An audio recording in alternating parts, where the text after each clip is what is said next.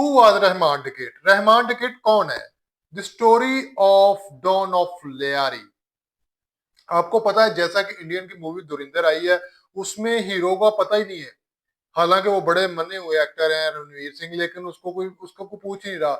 इतनी मीम्स, इतनी रील्स, यार इतना सोशल मीडिया पे हंगामा हुआ है सिर्फ और सिर्फ रहमान डकेट को लेके। मूवी देखते हुए लोग कह रहे थे कि रहमान डकेट को कुछ ना हो चाहे हीरो मर जाए।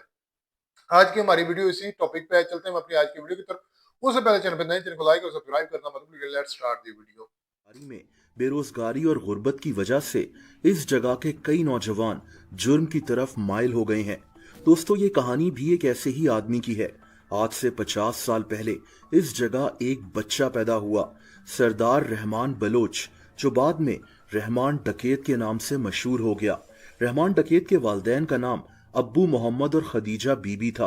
रहमान का बाप ड्रग स्मगलिंग का धंधा करता था और यूं रहमान का जहन भी बचपन से ही जुर्म की तरफ रागिब हो गया।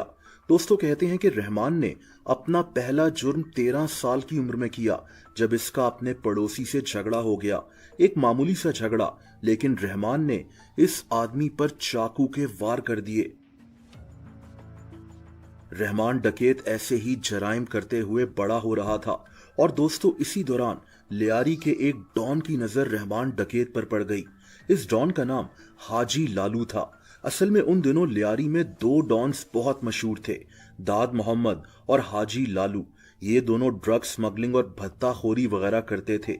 इन दोनों ने लियारी में अपने अपने इलाके बांटे हुए थे। हाजी लालू ने जब रहमान डकैत को देखा तो इसको लगा कि ये लड़का इसके गैंग के लिए बहुत काम आ सकता है, और तभी इसने रहमान डकैत को अपने गैंग में शामिल कर लिया।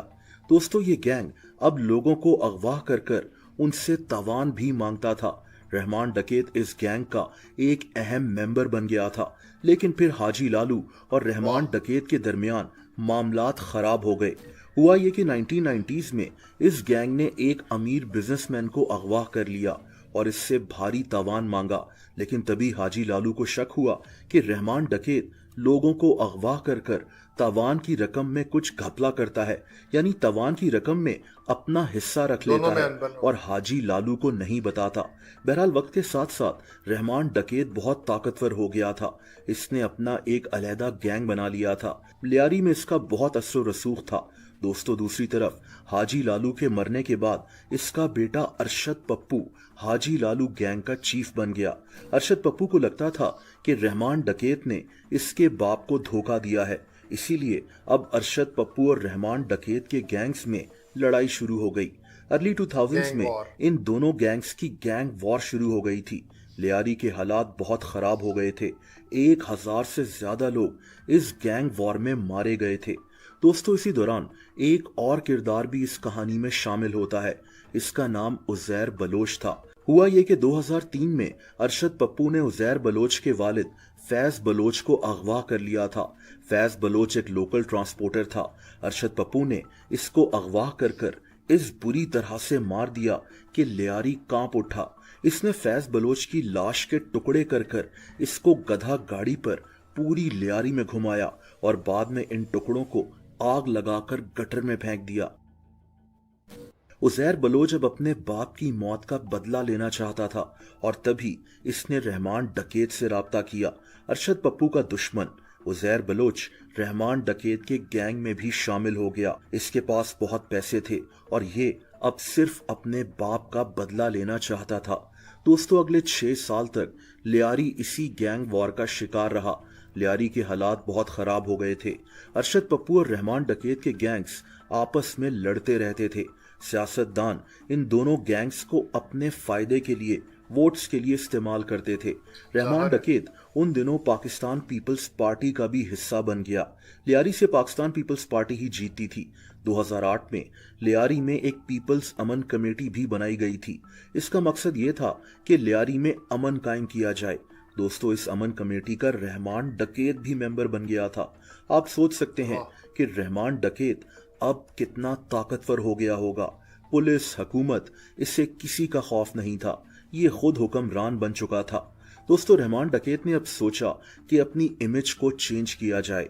इसने अब गरीबों की मदद भी करना शुरू कर दी। लोगों के घरों में राशन डलवाना हो, किसी की शादी करवानी हो या फिर किसी की दुश्मनी खत्म करवानी हो, लियारी के लोग रहमान डकैत के पास ही जाते थे। लेकिन इसके साथ साथ रहमान डकैत अभी भी अरशद पप्पू का जानी दुश्मन था। उजैर बलोच भी अरशद पप्पू से अपने बाप का बदला लेना चाहता था और इसीलिए इन दोनों गैंग्स में गैंग वॉर जारी रही।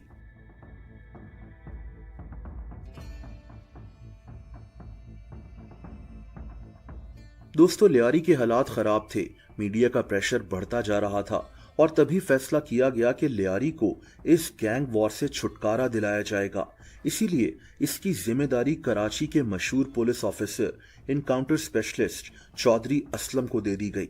दोस्तों, 9 अगस्त 2009 को रहमान डकैत को एक पुलिस मुकाबले में मार दिया गया था। इसकी मौत के बाद इसके साथी उजैर बलोच ने इसके गैंग को संभाल लिया था। वही उजैर बलोच जो अरशद पप्पू से अपने बाप की मौत का बदला लेना चाहता था। बाद में अरशद पप्पू को भी कत्ल कर दिया गया। इसको 5 दिन तक टॉर्चर किया गया और बाद में इसका सर कलम कर दिया गया था।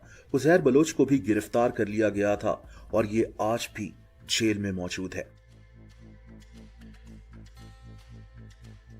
दोस्तों, रहमान डकैत और कई दूसरे गैंगस्टर्स को पॉलिटिकल पार्टीज अपने फायदे के लिए इस्तेमाल करती हैं और जब इनका फायदा खत्म हो जाता है तो इन गैंगस्टर्स को भी खत्म कर दिया जाता है।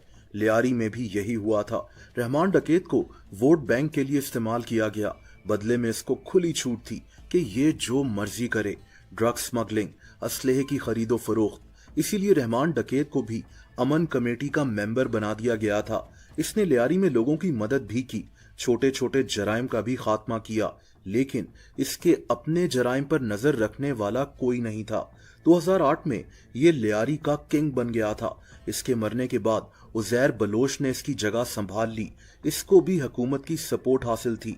2012 के बाद उजैर बलोच को भी पुलिस ने अरेस्ट कर लिया था। उजैर बलोच खुद पीपल्स पार्टी का भी दुश्मन बन गया था और तभी 2012-2013 में लियारी में ऑपरेशन कर इन गैंग्स का भी खात्मा किया गया था। 2017 में लियारी के एक और मशहूर गैंगस्टर बाबा लाडला को भी शूट आउट में मार दिया गया था। लेकिन इन गैंगस्टर्स को सपोर्ट करने वाले ताकतवर लोगों का एहतसाब कौन करेगा, ये सवाल मैं आप पर छोड़ता हूं। तो दोस्तों, ये थी हमारी आज की छोटी सी डॉक्यूमेंट्री अबाउट रहमान डकैत। रहमान डकैत कौन था? हमने देखा कि जो धुरंधर मूवी है उसमें बड़ी हाइप थी, बड़ी बल्ले बल्ले हो रही थी, रहमान डकैत हो रही थी। तो हमने ये सोचा कि छोटी सी एक वीडियो देख लें कि रहमान डकैत आखिर रहमान डकैत बना कैसे।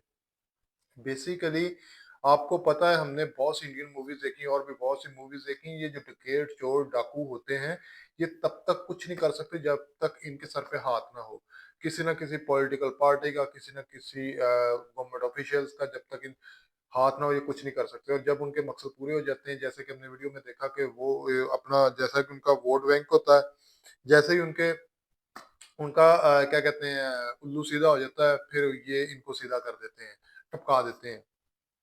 रहमान डकैत भी ऐसा था, छोटे छोटे जुराइम करते करते एक बड़ा गैंग वॉर का हिस्सा बन गया और बाद में लियारी में। और कराची के हालात तो आपको पता है शुरू से ही बेतहाशा खराब रहे हैं और ऐसा ऐसा करते करते वो बन गया रहमान डकैत, जो कि कह लें कि जुर्म की दुनिया का एक आइकॉनिक बन गया।